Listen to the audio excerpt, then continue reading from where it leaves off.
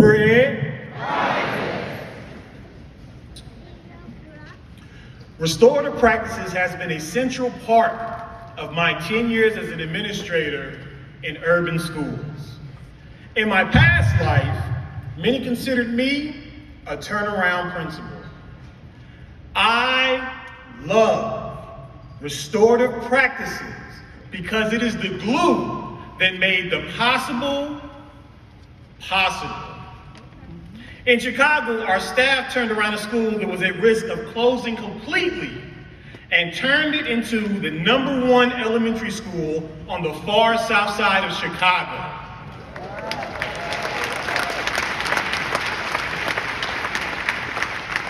According to Chicago Magazine, we had a 60% drop in suspensions. Fights within our building decreased as students became more aware of the harm they caused when they did not care about their own actions.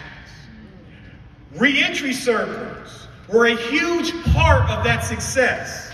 Students were welcomed back into our school after being suspended and given the opportunity for restoration to help them make better choices.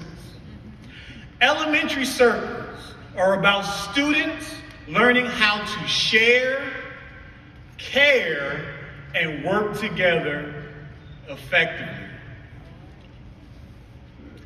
In Indianapolis, our teachers and staff turned around Thomas Carr Howell Community High School, the longest failing high school in the history of Indiana, from an F school rating to a C in just 2 years.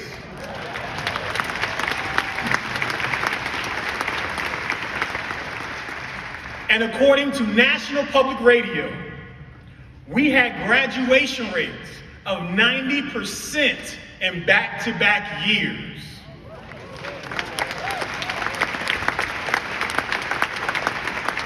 Part of our success lay in a huge jump in attendance because of a huge drop in suspensions that occurred as a result of restorative practices. When students are in school, they have more time to learn. The impossible can become possible. High school circles happen daily as our teachers and staff work to show students how to choose options other than violence, bullying, or humiliation of their peers. Those circles work to transform our school culture and make it a wonderful place to be.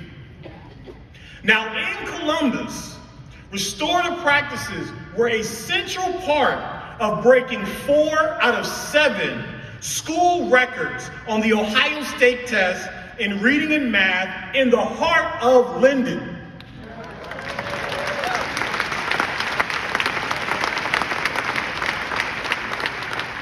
The students of Nehemiah Cross-Cultural Middle School struggled with communication as they had to deal with my forthright personality and take accountability for their actions. Restorative chats have been a huge part and had a huge impact on our students because they now have learned the skills necessary to effectively advocate for themselves in a respectful manner.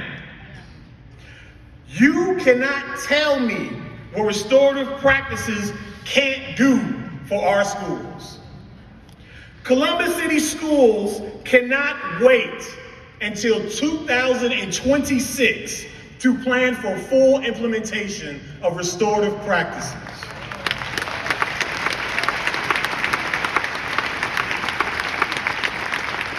It is needed now.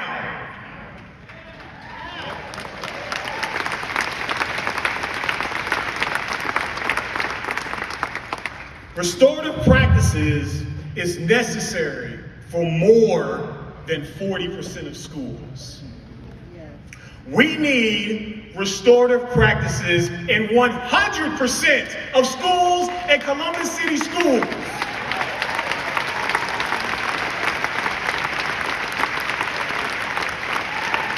Don't